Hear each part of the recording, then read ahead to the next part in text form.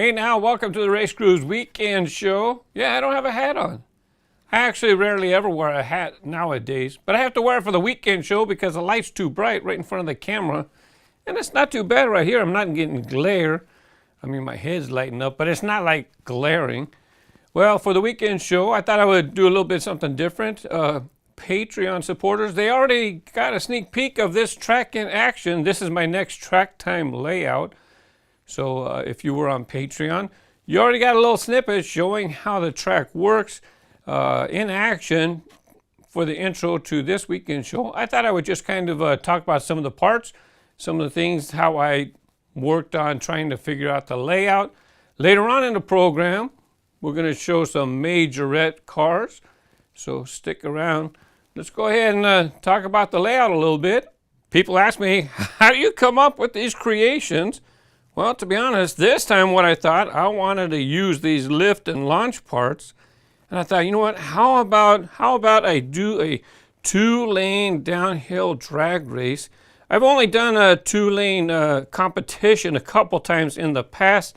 I did it for 2014 H. Let me give you just a little snippet of that video. Dragon Blaster versus the Vanster. I'm sure I don't have to tell you which one's which. Set, go!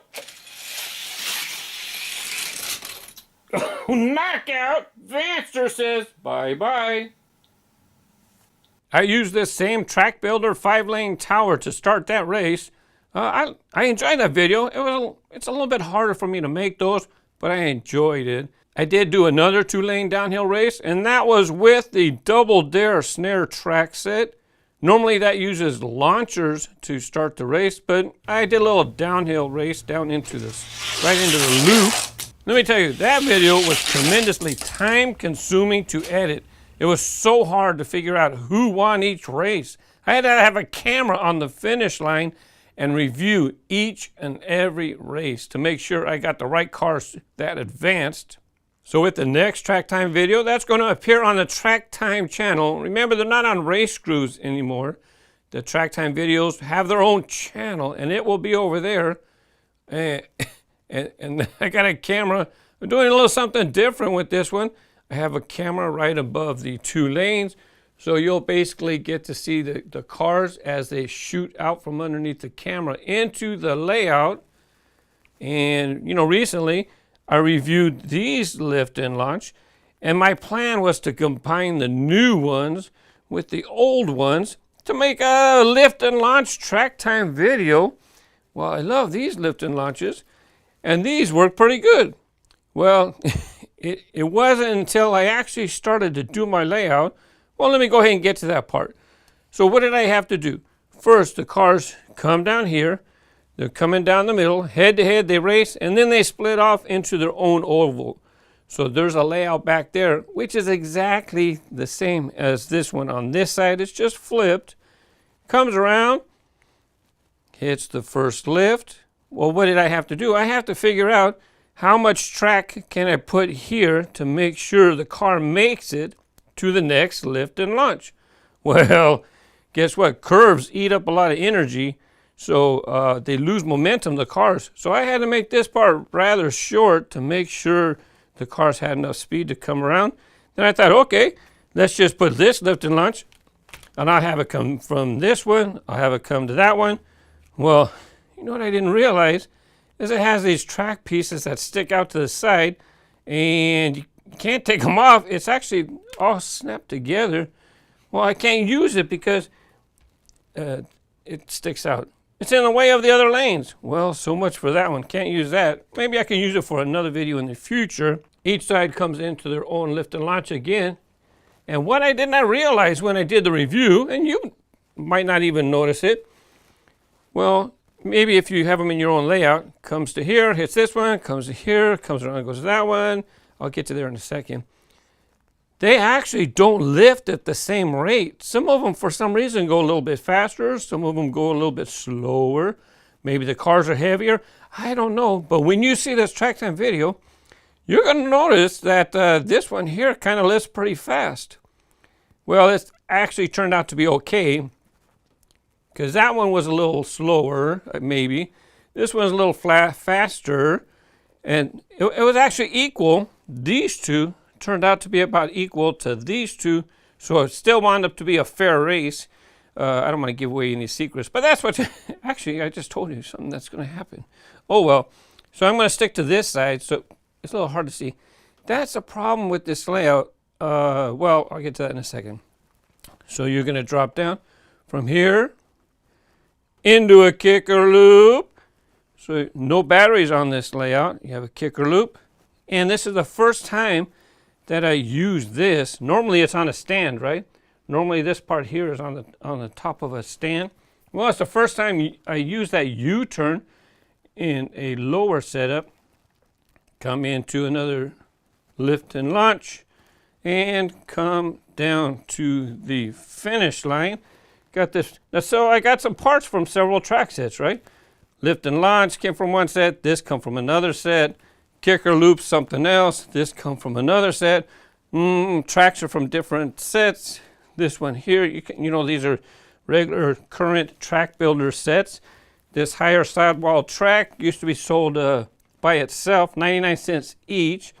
I like to use the higher sidewalls because on a downhill, it's easier to keep the car in their lanes. I hope it turns out okay during editing. On this side, you can see the lane's pretty good, but the other side, it's kind of hard to see the other lane. And if I'm trying to catch them head to head, well, that's the tricky part. So that's why I have one camera up here. It's going to catch part of the action. You can see over there on some tubs, I have another camera on top of those. Maybe you recognize those curves and parts from the Highway 35 Ultimate Track Set. Oh, as a matter of fact, right there, there's your double dare snare loop. I keep that in a tub so that it doesn't get all smashed up. There's more of the Ultimate Track Set parts. I keep them separate and containerized, so if I need them, they're right there. And down there, it's a little bit hard to see, but that's a Fuji Helexicon, the Speed Racer track set. Let's see, how many more cameras? How many more cameras do we have to capture the action? You have one up here. Oh yeah, I need lots of lights in order to light up the track. 1, 2, 3, nope, 4, right in the reflection, hello, 5, 6, and where's more cameras? Here I have a camera attached to the light right there. There's a camera right there. And I'm recording extra audio. The audio will be separate, so this way I could work with that if I need to. These clamps are pretty cool. I clip them on. This is not clamped tightly, so you don't have to worry about that. And that's how I call these my sky cameras. I get that higher angle. Any of that equipment you can check out in my Amazon influencer link in the description below. So when people ask, you know, how do I figure out how I'm going to do my layout? Well, I got to test. It starts off with a downhill, and I decided to come into the kicker, into a lift.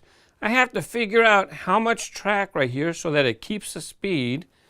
I have to figure out how much track over here to make sure the car can make it around. What else do I have to figure out? This had to be really short, really short, because U-turns just consume all of the cars in, not right now. U-turns, when cars hit this U-turn, it really consumes all of the car's inertia. So this had to be really short. And anyways, so that's a little chat about me doing my track time competitions. Don't peek, you don't want to see which cars are in that video. And what's coming up after the break? We're going to take a look at some Majorette cars. I had a friendly helping comment regarding my Truckin Tuesday video. And this guy, we have some exciting news about the shark from Hot Wheels City. Coming up next. Majorette sent me the next batch of cars for the USA Series 3. These are sold at Toys R Us. We'll see if that changes with the situation because of Toys R Us. This set right here, premium cars. Over there, racing cars. But there's always been 3 sets. This time, instead of limited edition, they have Gran Turismo. Here you have the Mercedes-Benz AMG Vision Gran Turismo. All 6 of these cars are really sleek. Pretty cool. I'll have to test them out on the track. I have filmed some cars. I haven't done a video yet, but when I do, you'll see it on the Track Time channel. Here you have Infinity Concept, Vision Gran Turismo. I guess that's the name of the game, right? Nice and sleek. For those of you who like imports, Nissan Concept 2020. Now, some of you not in the USA, you might get these in the singles. I know there's box sets. I can't follow along, sorry. Alpine Vision, using the same colors as the other. Isn't that the Renault? Could be mistaken. I didn't think to look before. Sorry, but it reminds me of the name Alpine. Is that a Renault? No, actually, I think Renault is a different brand of car. Sorry about that. Mitsubishi Concept XR PHEV Evolution. There's a look at that one. And the 6th one, Peugeot, red and black. All 6 of those were very low profile.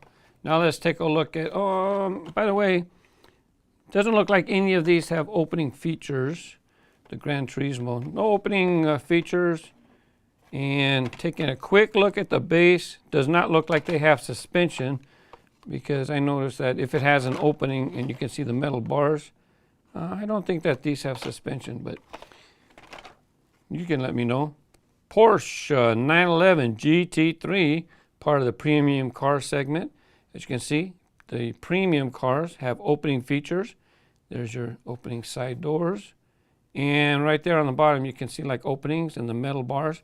So this casting itself, this one has suspension to where you push on the car. You have a little boingy boingy, some realistic suspension. Audi A5 Coupe, opening door and suspension. Nice color. You have a tail light decorations.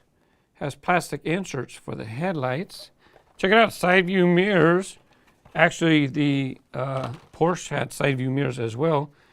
Hey, Mercedes-Benz, side view mirrors. Now, these aren't dollar cars, but this is how you get these premium features, like opening features, side view mirrors, realistic colors, licensed cars, Mercedes-Benz, A180. Does have suspension. I'm not going to keep checking everyone for suspension. When you're in the store, look at the base, and when you see that opening with the bars in there, you know that's suspension. Opening rear hatch for the Porsche Cayenne Turbo S. Here you have the Mercedes AMG GT. I like this car. I like this car very much. Opening doors and a side view mirror on the opening door. You get the double whammy. And here's the last one to show you. Audi A1. Opening features. Premium cars. Opening features. Now, just because something is in a different line, like this one is racing cars, doesn't mean it does not have opening features. Sometimes you'll find models that have opening features. But the racing set really means it has like racing decorations on there. So it's nice to see the VW Beetle GSR in the racing segment. You get the racing decos, opening features, and I'll just check this one. Working suspension. Let's see, what else do we have here? Now, this car here, Dodge Challenger SRT Hellcat, it has appeared already, but this one has racing decals. Just kind of has like a racing stripes. I'm pretty sure it had the same wheels, if I'm not mistaken. Mercedes AMG GT. Is that the one that was same exact casting as before? Different color? I'm not sure. Opening, I got a pile going. Opening features. Racing stripes over the hood. Ford Fiesta RS WRC Rally. This is something I love about the racing cars, the racing segment, is that these racing decals, especially with the Ford Fiesta, always tends to get really fantastic decorations on it. No opening features to this model, however. Another Porsche, you get the 911 GT3. This has appeared in the USA with different colors. I do believe it was in the pack with the truck too, the Truckin transporter. So you got a black and white one. If I do believe it was this casting, you can see the opening side door. And last but not least, VW Polo RWRC. Again, fantastic decorations. And by the way, no opening features. With the USA cases, they would have one car per segment be like a chase piece, to where it would just be one, only one per case. So if it's like a big, huge case, each segment might have one car that would be shorter packed. Word is that this car is shorter packed in the assortment. It's kind of a shame because, man, fantastic graphics. So that's just going to make it even harder to find out. If you find out with the Premium Series, if there is one that seems to be shorter packed, post a comment and let us know. This week's Truckin' Tuesday featured another Hot Wheels truck at Air Martinez. The ramp, don't pull it, lift it, then pull it.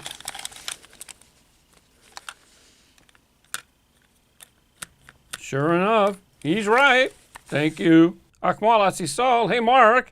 At the 5-minute and 5-second mark, there's actually an error, which is the Chevy Corvair on a Ford Edsel card. Yep, mispack. Nice eye. I did an Auto World unboxing video, and this model was there. It's kind of crazy. It had all these colors on it. Well, you know, the license plate, it said Swatches. And it didn't even dawn on me. Something was odd. Why would they put a license plate of Swatches? Morton Henningston, the Barracuda is based on commercials from that time, I think. It shows you all of the colors you can choose from when buying it new. Ray Daniels shared in the RaceGrooves community that car is modeled after the real color sample car. That's cool. It showed different seat colors that you can order, as well as the different colors for the actual car. On Twitter, Christopher Mast, he has YouTube channels called Mini Models and Legend of Weirdos. He showed the full page ad where it showed all the options. He also provided an image of the actual sample car. Well, I don't know if it was the actual, but there, look at it. It's pretty cool to have a car that looks like that. And that makes it even cooler to own as a die-cast car. It's got a story to it. So even though, look, I'm not a car guy knowing all the carburetor and all this kind of stuff, but it's neat to have a piece of die-cast history that has something to do with the automotive history. That's a pretty cool release. Luke, RaceGrooves, I found an image of the shark, and sure enough, he found some images of the shark. It looks like it's going to be, you got a launcher, you're going to launch the car around the track, you're going to try to avoid the shark, I presume, or who knows, maybe the shark's going to eat you. We'll have to wait and find out. When that appears, I do believe it's going to be available within a couple months. We'll find out. Well, I'm going to take a break. I'll be right back after this. Ismael Hernandez, great video. I collect lots of Star Wars toys. That's because last week, towards the end of the show, I was curious if you guys collect Star Wars items other than the Hot Wheels character cars. I read all of the comments that people shared about their different hobbies with different Star Wars things they collect or they don't collect. Maybe they were growing up and they liked it. Now they don't care. Or maybe now they buy it for their kids. Thanks very much. I enjoyed reading your comments. So that's why Ishmael is talking about the 6-inch Black Series toys. Also, same goes for the Marvel toys as well. Marvel cars and Marvel Legends. Ask RaceGrooves. Question, do you get more revenue if we watch the entire ads during your video instead of pressing skip? I usually skip, but wouldn't mind watching it if it means more support for you. Well, if the ad interests you, watch it. But creators, we don't earn any revenue unless you watch at least 15 seconds. So if it's a 10-second ad and it plays 10 seconds, then it's done. If it's a 30-second ad and you allow 15 seconds to play, the creator earns revenue from the advertiser because they got to share their product for 15 seconds with you. Now, if it's a minute ad, a skippable ad, right? If it's a minute ad, if you watch 15 seconds of it, then a transaction occurs. Don't click on ads, though, unless you're interested in the ad. As far as I'm concerned, if you let an ad play, you just let it play. It's no different than TV. You just let it play. That's up to you, but if you skip it, and you didn't watch at least 15 seconds, or if you didn't watch the whole thing, then the creator doesn't earn any revenue at all. So thank you for asking that. Luke had a question. According to my calculations, including channel views and start dates, these weird, messed up kids animation channels are more popular than you. What do you think of this? Yeah, you know what? There's some people making some really wild kid stuff with, different types of content. Now, what's the worst thing? Let me show you this screenshot. You know, I'm not against people creating content, but it looks like they're using copyrighted characters. I'm not big on that. Look, you can see this as kids type content, right? Looks like a cartoon, definitely geared to kids. It's a 15-minute video, and look at the bottom. They have an ad scheduled like every 2 minutes. There are 7 ads scheduled in the middle, not to mention the one that showed before the video. And here's that channel. Look at the one, look, they have one that's a month old and it's got 1 million views. They have all these videos with hundreds of thousands of views. This stuff gets a lot of views. There's nothing I can do about that. You know, I'm not going to start creating that kind of content. You know, YouTube eventually catches on, and eventually those channels get shut down. But to be honest with you, they make bank. That channel right there, 30 million views a month, which means they might be earning $30,000 a month in revenue, right? That's a lot of money. I'm not going to do that kind of stuff. What do I think of it? If you like it, watch it.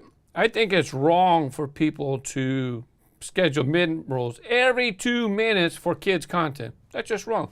Now, in the weekend show, this is a half-hour show. You know, it takes me a day or two to create this show. I interact, you get feedback, you get to get a shout out in the show, you get to participate.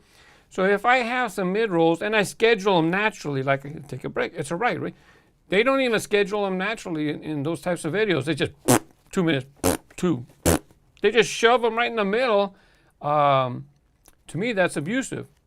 Personally, I hope that YouTube deals with those types of situations. It's not good for the environment. It's not good for the viewer. So that's just my opinion. You could have your own. Ken Windsor, oh my God, I about spit my coffee out at Daredevil at 5 minutes and 10 seconds. When you didn't set it down, you threw it. No, I didn't. I'm always very respectful to products.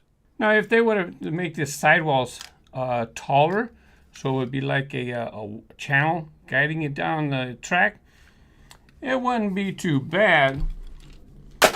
Can't recommend that one either, sorry. Okay, maybe not that one.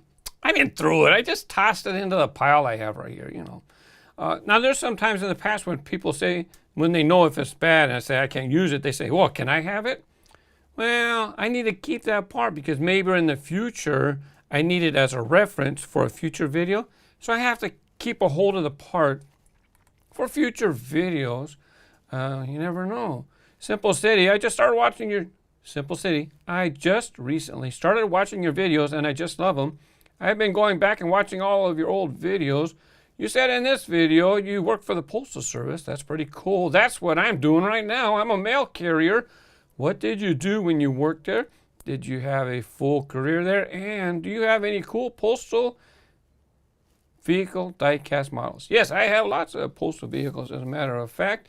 I made a playlist with some videos that include the post office. And I was a mail handler. I was involved in overnight processing. I was a clerk for 2 years, LSM clerk. And then I changed to mail handler for the rest of my career. I did over 20 years. I did 23 years of service.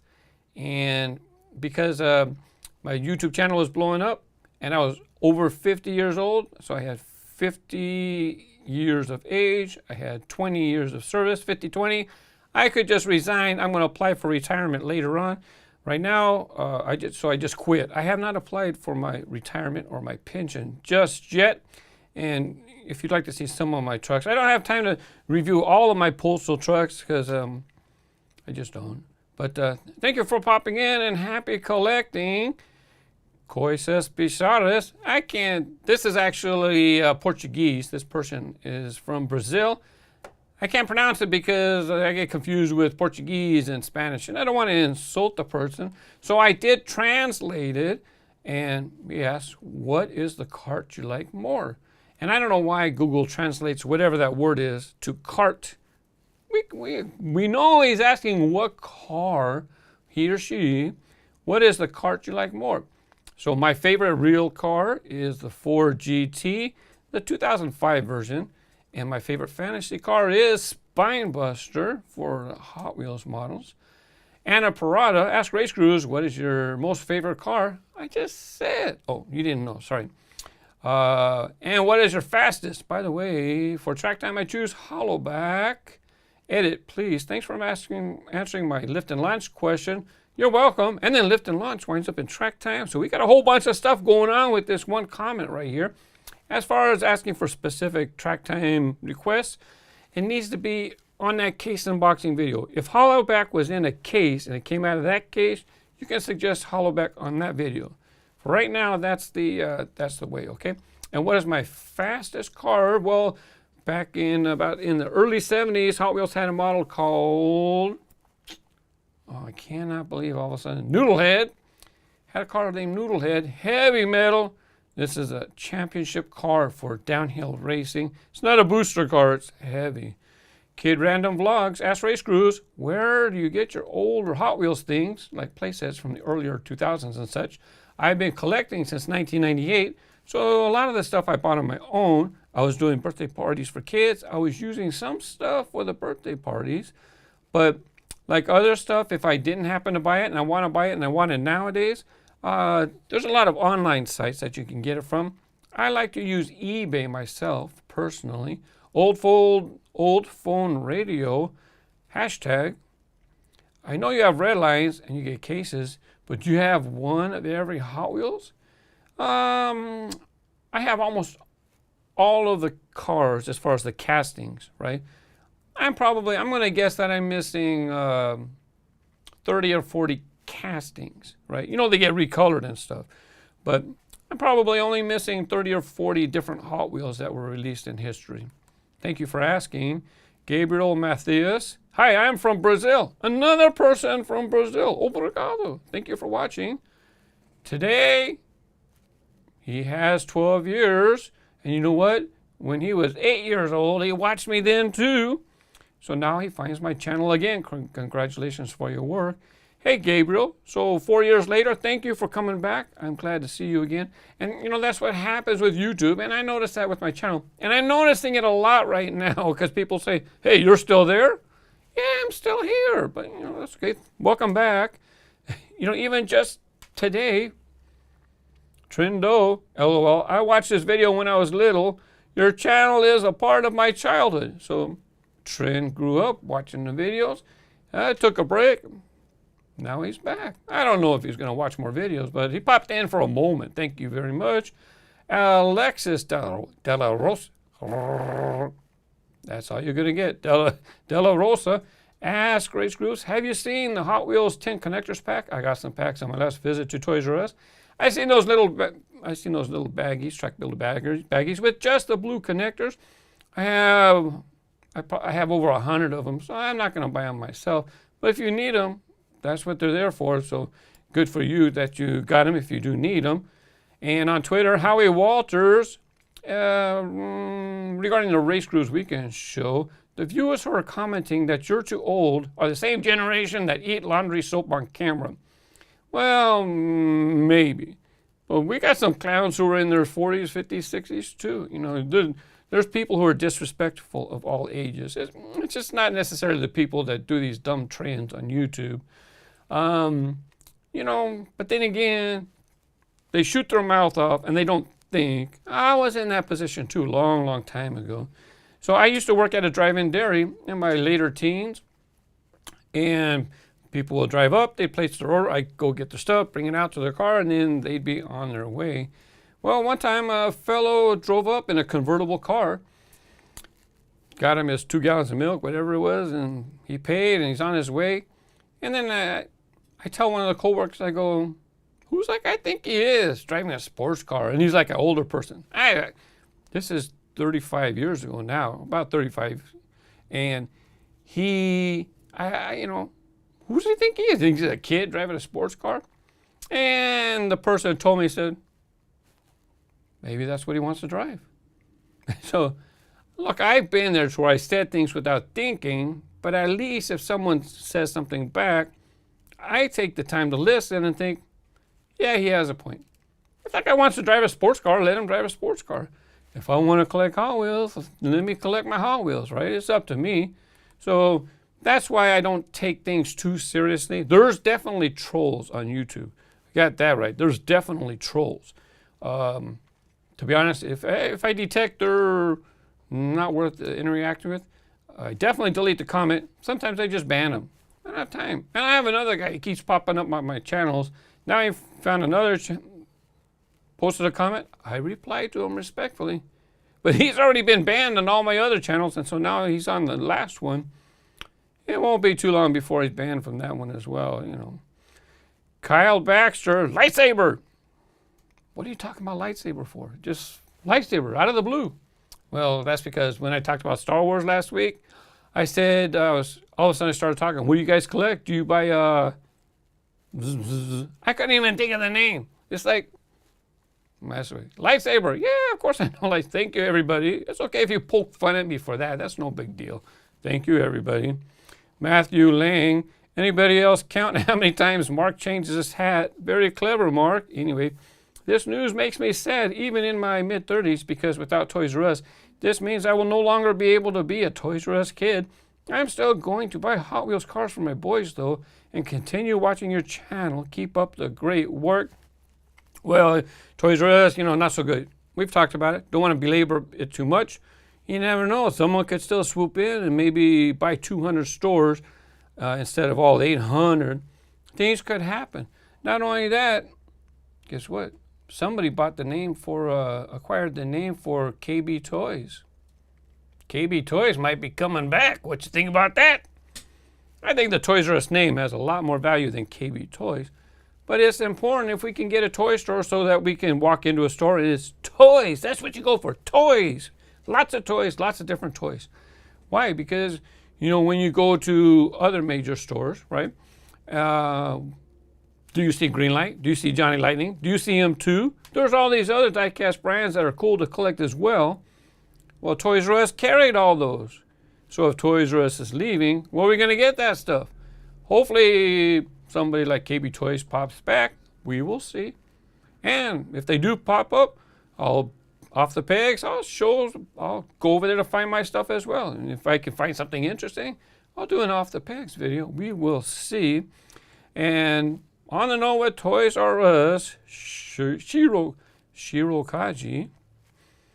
Well, it happened. Toys R Us is no more. I'd imagine this must be hard for you, RaceGrooves, the loss of an iconic toy franchise. And I had said last week, you know what, if they close, they close. What can you do? I'll just get my stuff somewhere else. But let's be honest, this week it's been a little bit saddening. I don't know if that's the right word, saddening. It has been hitting home because everybody is recounting their stories. They grew up, they went to Toys R Us. My mom, she worked at Toys R Us. You know, it is a bit of a quiet moment to reflect.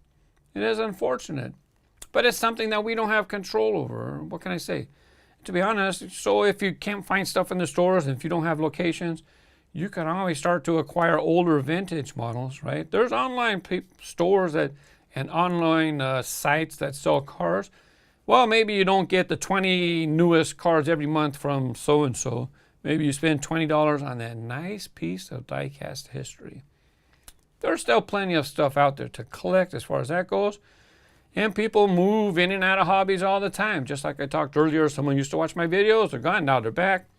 Ebbs and tides, it's just a fact of life. Anyway, thank you for tuning in to another RaceGrooves Weekend Show. Have a great week. Bye-bye.